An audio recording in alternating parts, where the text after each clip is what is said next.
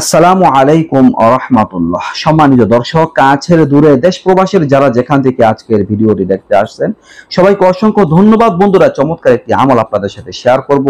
নারী পুরুষ যারাই আছেন এই আমলটা করবেন, যুবক বৃদ্ধ সবাই, আপনাদের শরীরে ব্যথা বেদনা দূর হয়ে যাবে। অনেকেই জানতে চান যে ব্যথা বেদনা দূর হওয়ার কোনো শরীর চিকিৎসা আছে কিনা, কোরআনী আমল আছে কিনা। অবশ্যই আছে। আপনাদের একটা চমৎকার শ্রেষ্ঠ আমল শেয়ার করব, অসাধারণ আমল। এই আমলটা যদি করতে পারেন, এই আমলটা করে আপনার যে ব্যথার জায়গা থাকবে সেই ব্যথার জায়গায় ফুঁক দিবেন, ইনশাআল্লাহ আপনার ব্যথা ভালো হয়ে যাবে। আপনার হাতে পায়ে মাথায় যেখানে ব্যথা থাকুক না কেন, বুকে ব্যথা থাকুক, পেটে ব্যথা থাকুক, এই আমলটা করে আপনারা একটা ফুঁক দিবেন, ইনশাআল্লাহ আপনাদের ব্যথা বেদনা দূর হয়ে যাবে, একবারে নির্মূল হয়ে যাবে। দর্শক, আমলটা হচ্ছে সূরা ফালাক এবং সূরা নাসের আমল।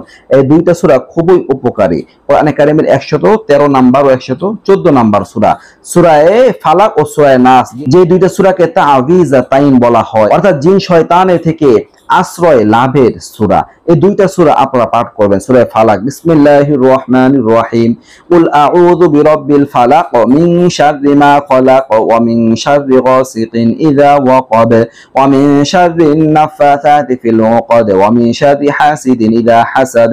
সূরা নাস হচ্ছে বিসমিল্লাহির রহমানির রহিম, কুল আউযু বিরাব্বিন নাস মালিকিন নাস ইলাহিন নাস মিন শাররিল ওয়াসওয়াসিল খান্নাস আল্লাযী ইউওয়াসওয়িসু ফি সুদুরিন নাস মিনাল জিন্নাতি ওয়ান নাস। এই দুইটা সূরা পাঠ করে আপনাদের যেখানে ব্যথা হবে সেখানে ফুঁক দিবেন, ইনশাআল্লাহ ব্যথা বেদনা ভালো হয়ে যাবে। কোরআন এটা হচ্ছে মানুষের আরোগ্য লাভের মাধ্যম। কুল হুয়ালিল্লাযিনা আমানু হুদা ওয়া শিফা। কোরআনটা হচ্ছে মুমিনদের জন্য হেদায়েত লাভের মাধ্যম, আরোগ্য লাভের মাধ্যম। আমরা আল্লাহ তাআলার প্রতি পরিপূর্ণ ভরসা রেখে কাজ রেখে আমলটা করব। আল্লাহ তাআলা আমাদের সবাইকে তৌফিক দান করুন, আমিন।